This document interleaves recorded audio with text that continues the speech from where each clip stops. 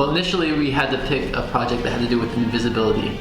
So things that we thought that the community might not know about or that weren't exactly on the surface. Invisibility in general is kind of cool to take certain topics and put them out there for more people to recognize and be more aware of. This year we're trying to bring something that is invisible to the light. We came up with the idea of graffiti, and our whole project is getting the invisible topic of graffiti, because many people see it as kind of a vandalism, gang related and stuff like that.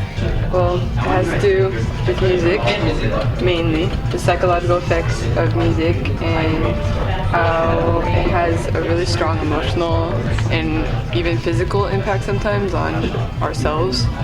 Mine is abstract. It's just I don't have narration to it or anything. I chose advertisements and how they affect us on a daily basis because I believe that many people don't know how strongly they affect us and the ways that they affect us.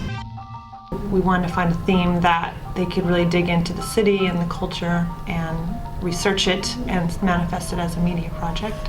The idea is that you're taking things that are invisible and you're making them visible, and you're doing that as a service to the community because these are topics that people don't know about but you think people should know about, and somehow, I don't know, just changing the way we framed it and actually giving it less structure made them more excited about it. We felt that the best way to display the work was in a new context that was free from distraction, and usually when you have media work you need a really neutral background, preferably white walls, and we also wanted it to feel special. We wanted them to have motivation to make their work because it's going to be showed in a very professional manner, and so we thought about it and we contacted the MCA, and they have a really strong education department, so they were really open to letting the students come and show their work. It's important for High Tech High. One of the things that I believe the whole village tries to do is to have students produce work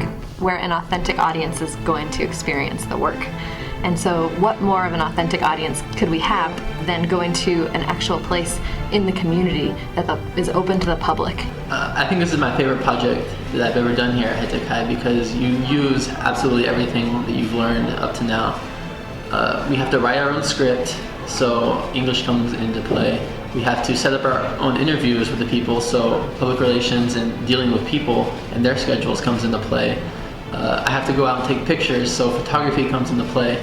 And I've been making all of my own images, so I've learned to use Photoshop and Adobe Illustrator to make my own images. And then I had to make my own audio, so I learned how to use Reason and Pro Tools and a little bit of Live to mix everything there together. And I learned how to use the recording booth in order to record all my sounds and narration.